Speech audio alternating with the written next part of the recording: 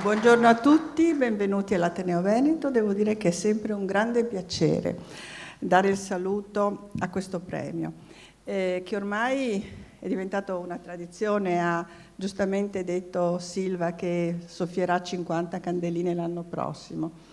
È un premio che l'Ateneo ha sempre voluto fortemente, se ne è fatto custode, ma soprattutto se ne sono fatti custodi l'Ordine degli Ingegneri e il Collegio degli Ingegneri, che hanno sempre collaborato fattivamente e sostenuto.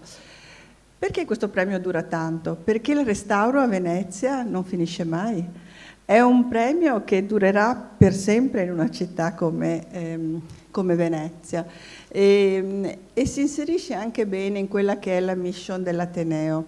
Io ho detto proprio il mio discorso di insediamento che l'Ateneo deve guardare al passato per costruire il futuro. A ben vedere è l'opera del restauratore, deve vedere quello che è stato fatto e deve conservare e pensare di portarlo nel futuro, ma si inserisce anche in quella che da sempre l'Ateneo vede come mission, cioè quella di occuparsi dei problemi della città, dei problemi reali.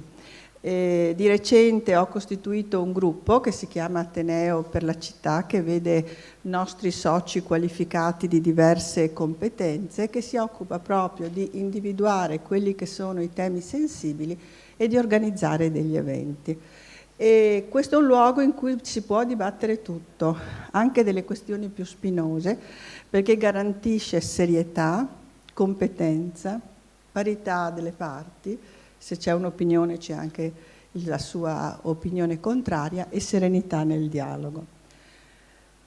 Chiudo ricordando che oggi è la giornata internazionale per l'abolizione della violenza contro le donne. Io ho qui delle scarpette rosse. Oggi è una giornata, ma non deve essere solo una giornata. E questo delle scarpette rosse è un gesto, ma non deve essere solo un gesto, deve costringerci a riflettere tutti, perché una società in cui si alzano le mani in qualsiasi modo contro le donne è una società che non è matura. E a questa maturazione dobbiamo contribuire tutti, ognuno con le proprie competenze, ma tutti siamo coinvolti.